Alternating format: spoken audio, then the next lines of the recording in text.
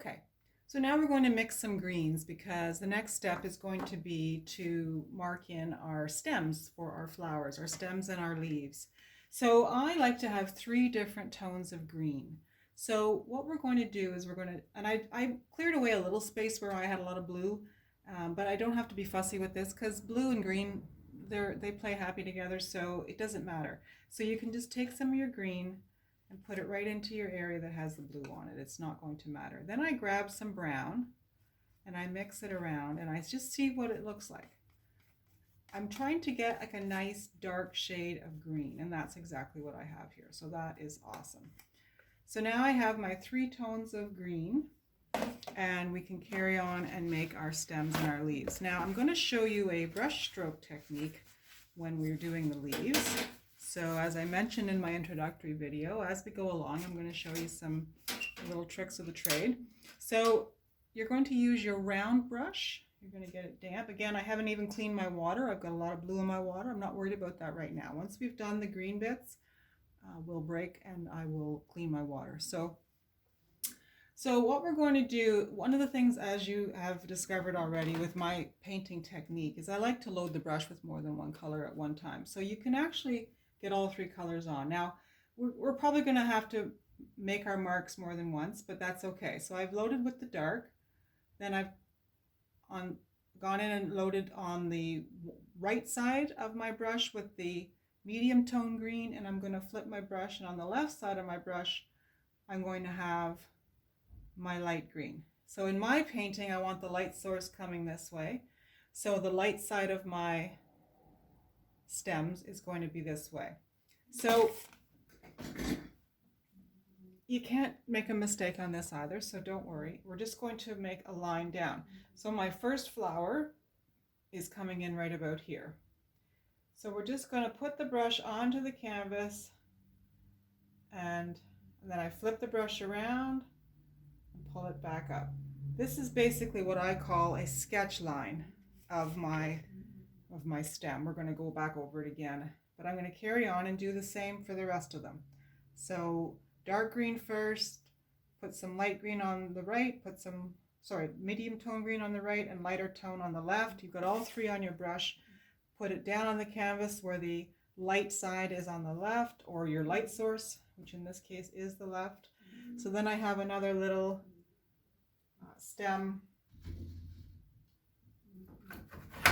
Whoops.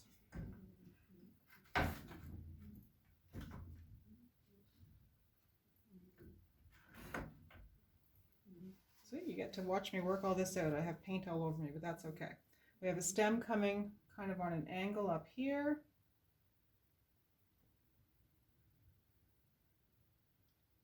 And when you're flipping, so I've still got the light color green on the left side of my stem. So there's that one, and we just carry on.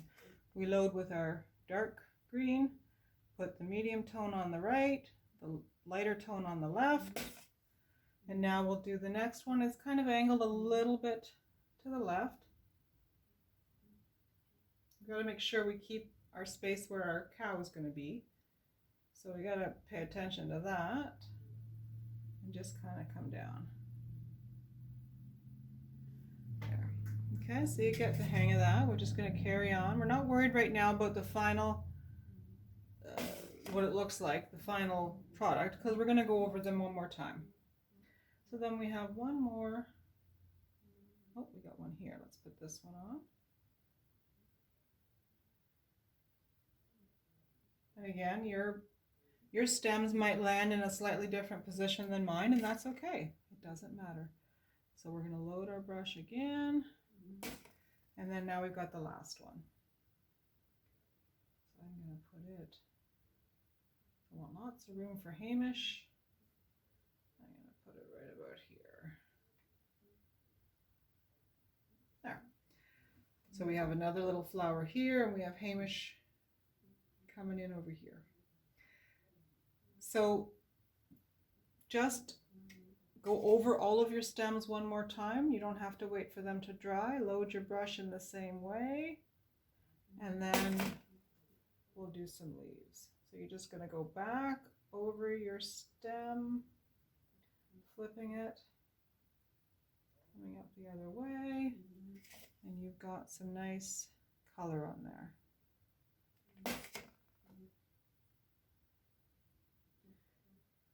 If the mark you made looked really good from the beginning, you don't have to do a second. I'm going to actually just come into the middle of this one because top and bottom seem to be fine. We just need a little more in the middle. And we're going to do this.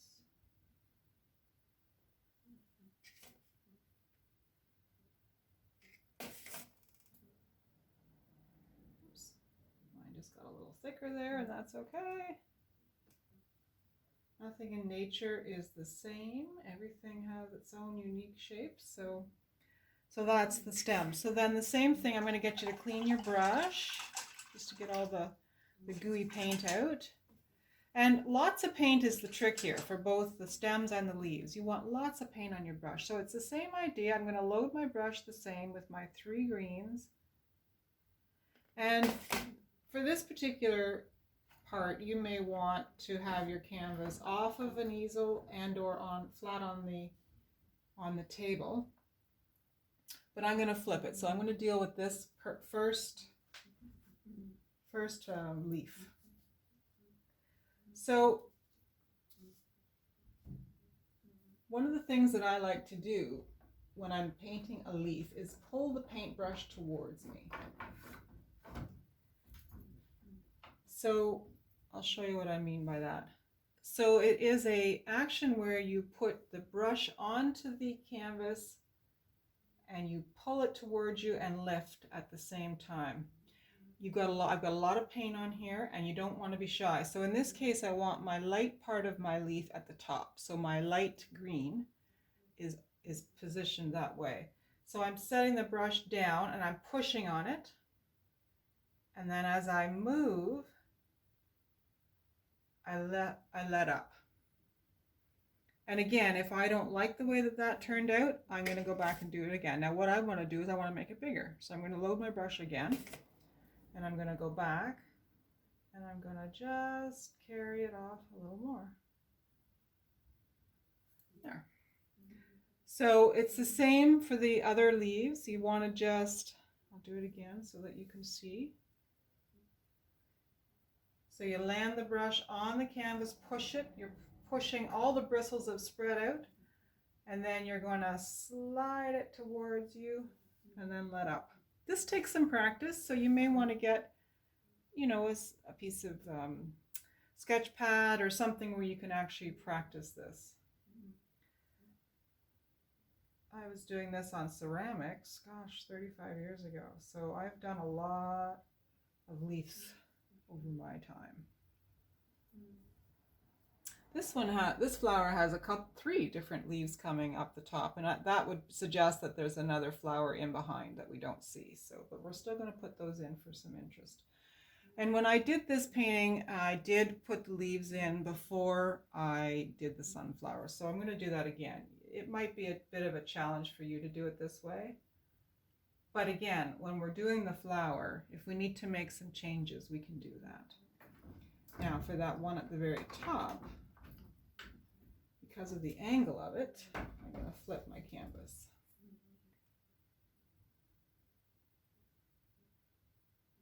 It's got a bit of a curly cue to it.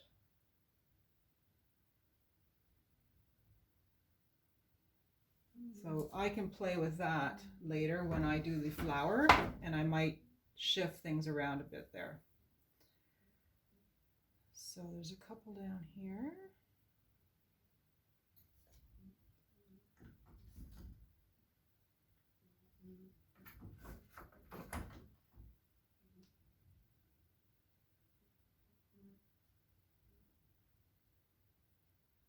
I'm also spinning my brush a little bit when I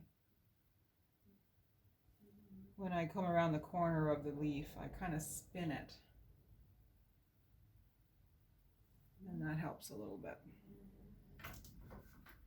It does take practice though, so don't be discouraged or frustrated with yours. And I can still add to the the size of these once we put the flowers in and we see where we're at. So I'm going to also put these little leaves on the bottom here. There. Okay, so give your brush a good clean, and then we'll come back and start painting sunflowers. Also clear your water, and we'll start with the next step will be our yellow tones, so that's why we want to have nice clean water.